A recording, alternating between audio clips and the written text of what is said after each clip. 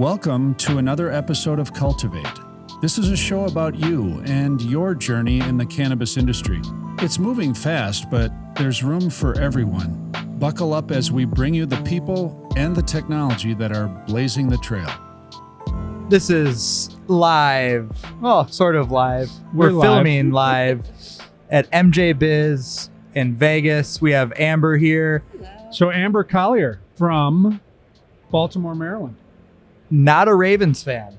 She's a Steelers fan. No, don't tell I everyone. love that. I love that you love the Steelers and you're not bashful. No. It's Do you just have a the game. jerseys and I the do. Troy Polamalu forever. Troy Polamalu? Yeah. Very nice with the long hair coming out the back of the. gorgeous head and shoulders. You want to tell the people why Amber's here today?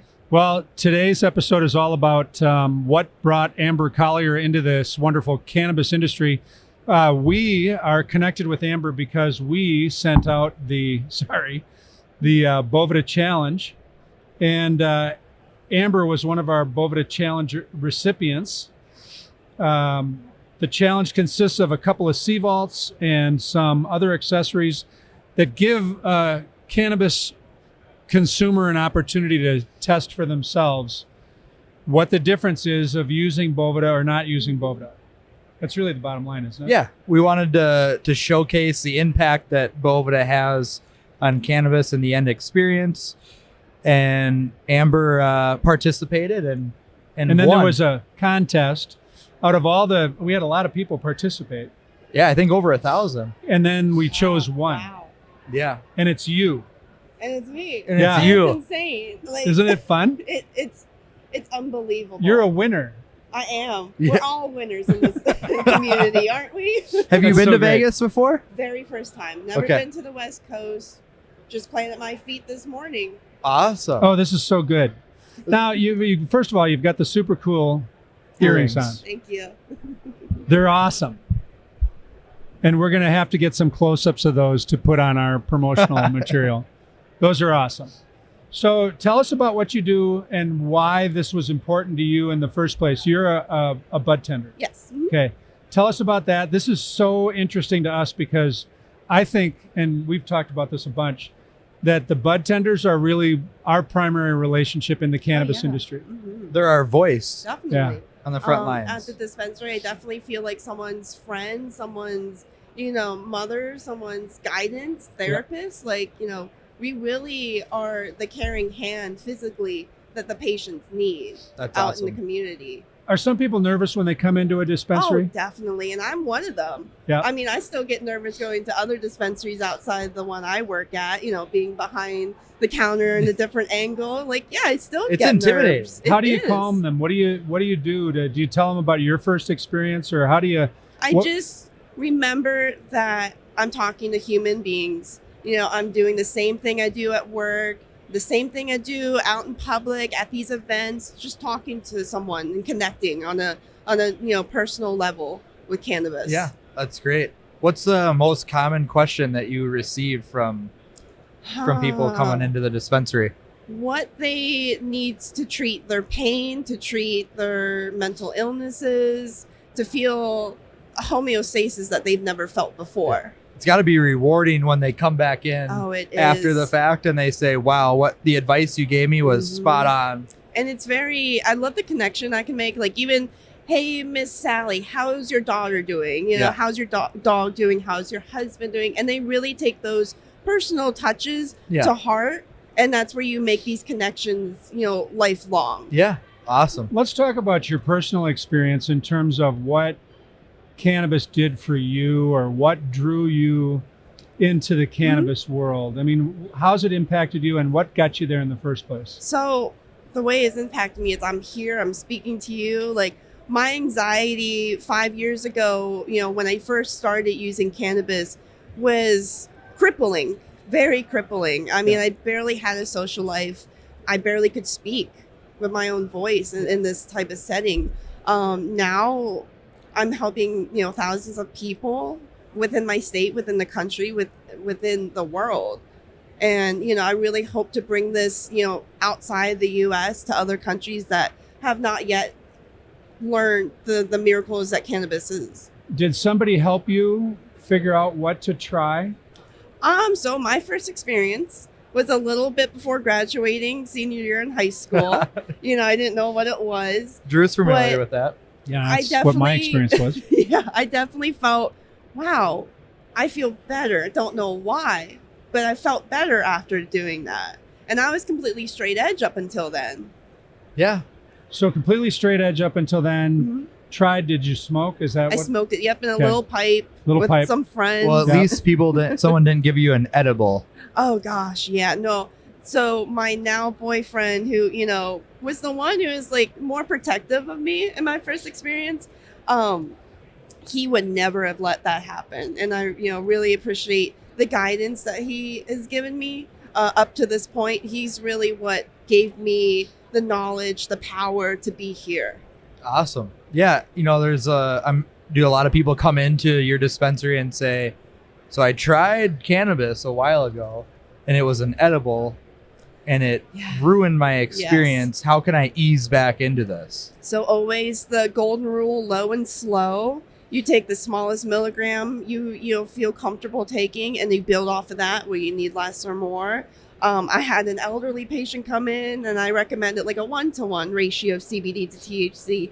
He just wanted THC. I'm like, I don't feel comfortable with that. Yeah. I asked his tolerance experience, if he's used cannabis in the past, and nothing, brand new out the gate. So I set him up with a 2-to-1 CBD to THC, and that made me feel better as a budtender, knowing that I wasn't letting my patient go out and experience an unpleasant, first time edible experience. Never want to scare someone with cannabis, and that's my very first rule: is don't scare them. Right. Yeah. Exactly. That's a good rule.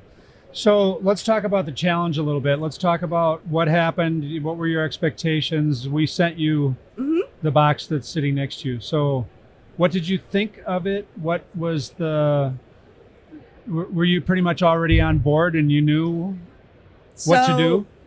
So I discovered Boveda about 6 or 7 years ago with Coral Reefer 420. Yeah.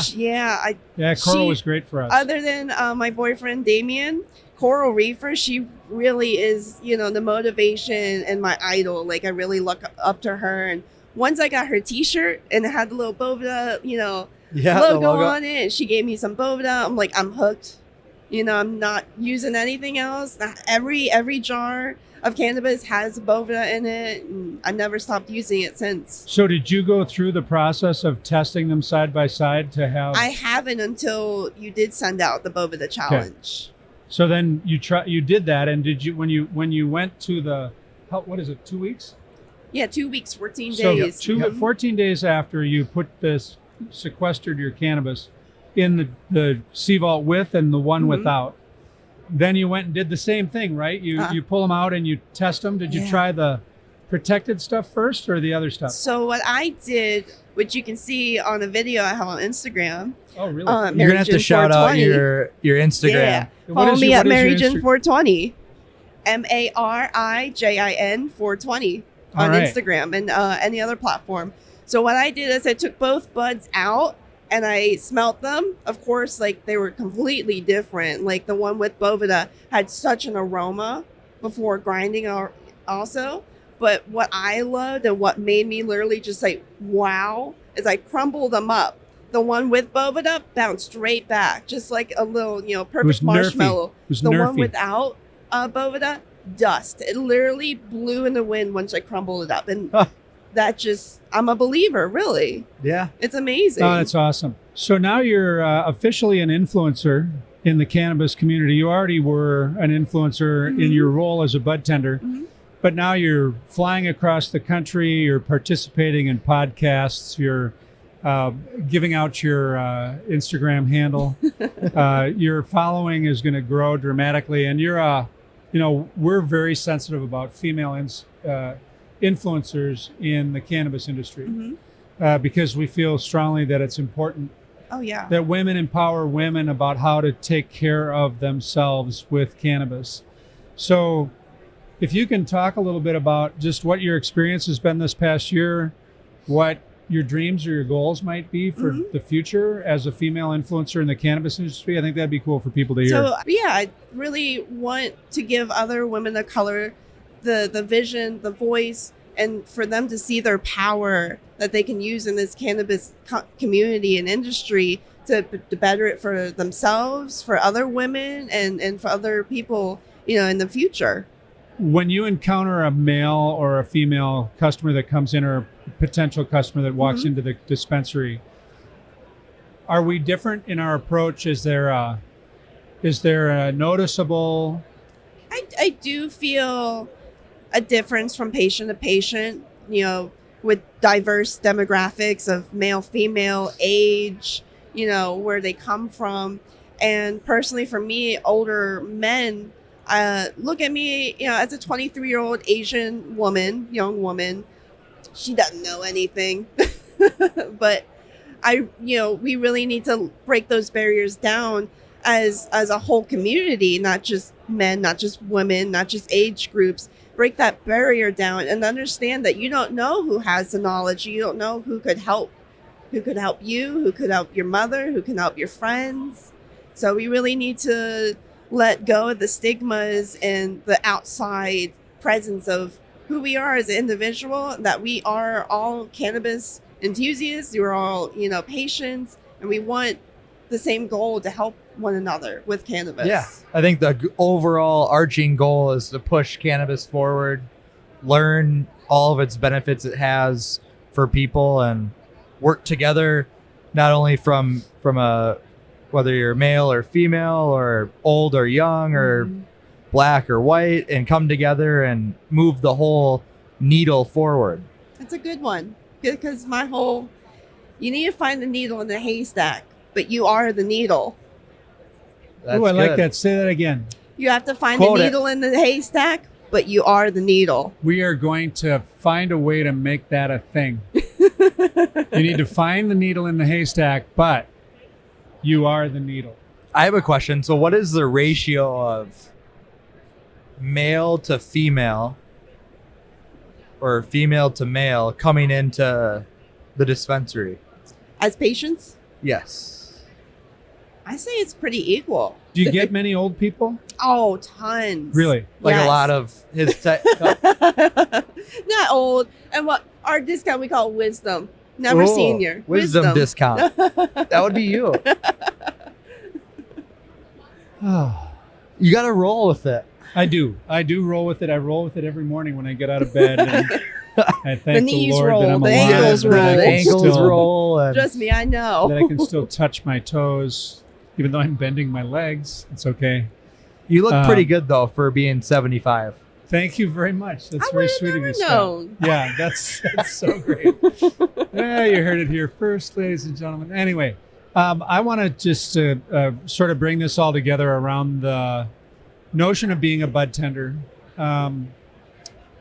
I've found that I can go to a grow facility. I can talk to people that are really knowledgeable about cannabis and have one type of an experience when we're talking about quality control and we're talking about preservation. But there's nothing like talking to bud tenders about how to take care of patients. Is Maryland, I should know this, is Maryland strictly a medical Yes, application? just medical. Is it limited in terms of what symptoms you can have in order to qualify? There are a large range of symptoms or ailments that you could qualify under. I personally have arthritis. It's starting in my feet and it's coming up into the rest of my body. I also have some deformities in my feet, so it causes a lot of pain in my body. Imagine a building not having a proper foundation. Yep. That's my body. So I experience Was a lot of anxiety pain. also a part of that menu? I think anxiety is based off the depression I experience from a young age, and as I grow up, as I'm growing up and becoming a more experienced adult, I'm learning myself. And Is that and a how to qualifying condition for the It Maryland is. program? It is. So with the arthritis, that qualifies under chronic pain. So chronic pain, and then there's a whole bunch of things that come underneath that. So to qualify in Maryland to get a medical card, do you all have to have a medical card? Yeah, it's yes. So the whole process is You register online. You actually pay for the card before you get certified. You get an ID number back through the email. Take the ID number back. You get your medical documents, anything that says you have the ailment or issue that you have, take it to a cannabis certified doctor, and then they evaluate your paperwork and see if you qualify. Is there a doctor affiliated with the dispensary, or are they separate? Some dispensaries do have pharmacists on hand. The Living Room, the dispensary I work at currently, we did have you work at the Living Room? Yes. Okay. We did have a clinical director there, but unfortunately he did part ways. So we are, finding our way with a clinical director. So like doctors actually recommend certain dispensaries to go to, or are they not allowed? Or? They can. The doctors are kind of free to do what they want besides certifying. So they can tell you extra information. Some doctors don't, which is very hard for a budtender when the patient comes in and they know nothing, not even when their certification expires. So then you have to sit down, and that's where we have our clinical directors sit down with them and answer any questions they might have. And then once that, they move on to the budtender, and then we find the medicine that, he recommend and what we have in the inventory. Yeah. And it's just a nice marriage. So at the Living Room, are you guys vertically integrated? Do you guys grow your own stuff too? Yes. Or do you get it from? So the Living Room, they also own Evermore companies. Okay. They have their own grow and extraction process. Yep. From that, we also carry other Maryland distributors and growers. What's your best-selling product in terms of flower, man. edibles, vapes, or capsules? Evermore flower is just something else. It's so trichomy. It's beautifully trimmed. We did just come out with the very first Maryland infused chocolates. Yum. They're called discos, and they're perfect little disco, like chocolate discs.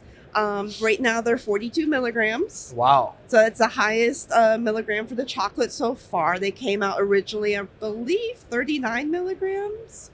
Can't quite remember, but they're great dark chocolate, vegan. It has a slight orange flavor to it, and it's really nice. I actually used them on the way here on the flight. Yeah, that's so awesome. So your manager, when they see this, are going to be just ever more in love with you. That's a good pun. Hope so. See how I work that in?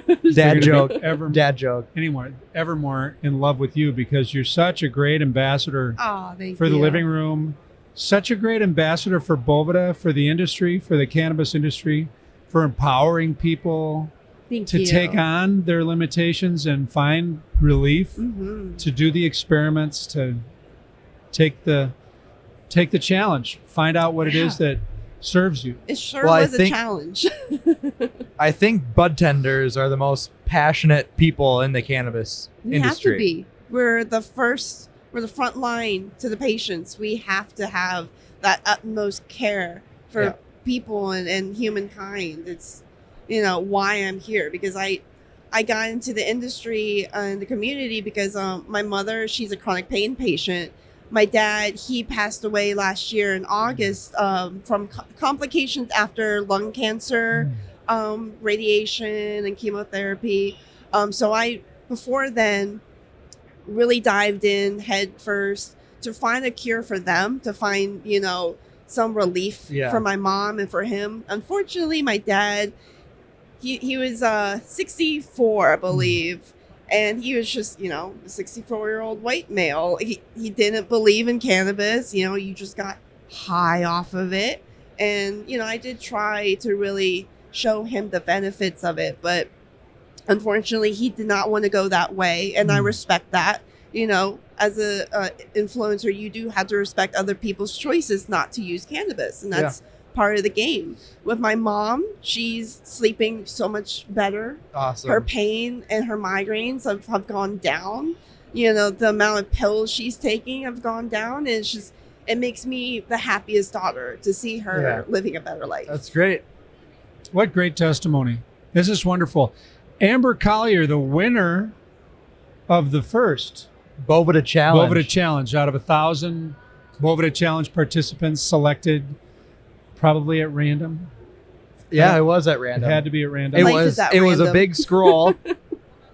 And you won. Wow. And we're really proud to have you as our first winner. Thank you. Really grateful to have you on our podcast. Do you want to give your Instagram and Yeah, social sure. handles a shout out? So you can follow me on Instagram at MaryJin420. That's MarijIN 420. And Facebook and WeTube. And I'll be out there. Check me out. Find some Awesome. zen in my content. And you stop by and see her at the living room Yes. in Baltimore. Baltimore, Maryland. Mhm. Yeah. Awesome. Congratulations. Thank you And so thanks much so for much having for me. being with Yeah. us. Thank It's you. great. Really awesome.